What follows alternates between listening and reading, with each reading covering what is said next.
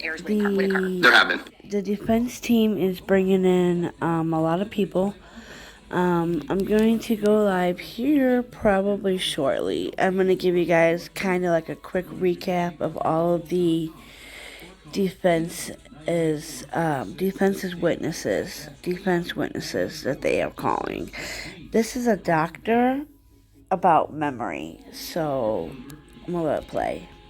Can you describe briefly what those factors are? Yeah, so there's generally kind of 6 categories of these, and again, think back to what I explained earlier, that all of these are going to affect your ability to process what's going around, because they're going to draw upon resources in your brain.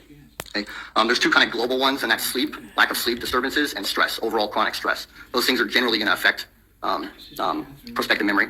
And then the other ones are more situational type of things: lack of retrieval cues, multitasking, divided attention, and then we have hold on real quick. Divided attention. Let me look at my notes really quick. Sorry. Dr. Caleb, I'll ask you a question. Yeah. Sorry. Is it are there also factors such as variations from your usual routine that can affect or cause prospective memory errors? Yeah, violating your routine. What if you would you consider being rushed or in a hurry a violation of your routine? Yes. Any other factors that you can think of that may affect someone or increase the likelihood of a prospective memory error? Yeah, if I can look at my notes really quick, just to make sure.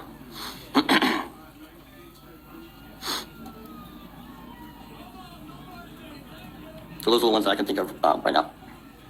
We talked about prospective memory errors, and you mentioned things like, I forgot to stop at the store to get the milk, or I forgot to do this, and instead I went directly home. Those are pretty minor forgetfulness things.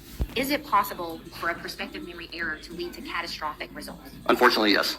And could you describe for the jury some of the studies that have analyzed prospective memory errors that led to catastrophic results? Yeah, so there's several that we've applied it to. I'll talk about mainly airplane crashes. So one study got a hold of records for airplane crashes and looked at 75 of them to code what was the main cause of that crash, and 74. Sorry, y'all, I'm watching that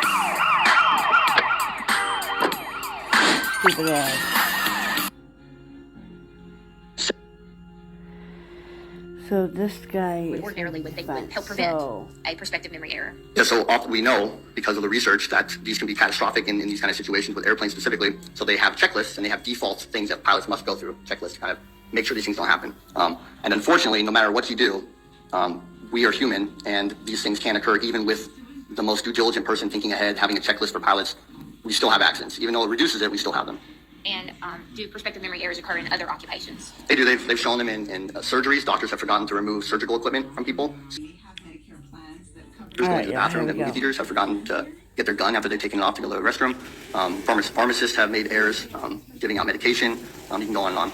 Any job that a human's working, you're going to have prospective memory errors. When a person commits a prospective memory error, according to the research, do other people tend to attribute that to a dispositional factor or a situational factor? And before you answer that, please explain to the jury what I mean between dispositional and situational factors. Sure, so think dispositional is character, and then situational is the environment. And then to answer your question, I would say yes, there is research to look at that. And I would say based upon the research, people tend to attribute behavior, prospective memory errors, to a dispositional factor rather than a situational factor.